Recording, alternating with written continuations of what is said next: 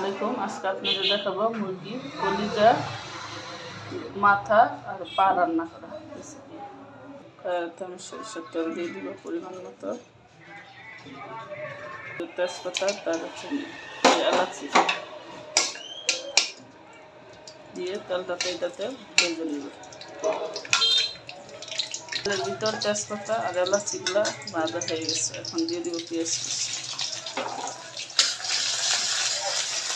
পেঁয়াজটির সাথে মুরগির হাতটা কলিজাগুলো সব দিয়ে দিব, একটু লবণ দিয়ে দিব এগুলোর সাথে, দিয়ে এগুলো ভালো করে ভেজে নিব তেল আর পেঁয়াজের সাথে। দিয়ে দিব একটা পাতিলে 1 কাপ গরম পানি, দিয়ে দিব জিরা বাটা, আদা বাটা পরিমাণ মতো, আর একটু দিয়ে দিলাম রসুন বাটা পরিমাণ মতো। ডালটা আমি বেশি দিব, তাই 1 চামচ মরিচ দিয়ে দিলাম। ধনিয়ার গুঁড়া, হলুদের গুঁড়ো দিয়ে দিলাম পরিমাণ মতো, সামান্য একটু লবণ দিয়ে মশলাগুলো আমি ভালো করে মিক্সড করে নিই।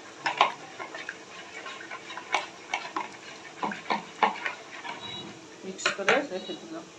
তেল আর পেঁয়াজের সাথে ওগুলো ভালো ভালো হয়ে গেছে। আমি এখন মিক্সড করা মশলাটা দিয়ে নাড়াচাড়া দিয়ে ঢাকনা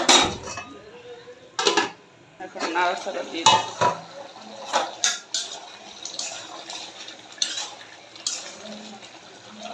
নাড়াচাড়া দিয়ে আবার ঢাকনা দিয়ে ঢাকনা খুলে 3-4টা কাঁচামরিচ দিয়ে দিলাম, দিয়ে নাড়াচাড়া দিয়ে ঢাকনাটা খোলা রাখবো, কারণ একবারে এটা আমি ভালো করে নিই। নাড়াচাড়া দিয়ে দিলাম।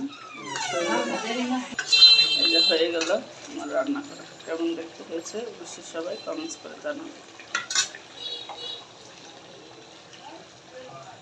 কালারটা দেখতে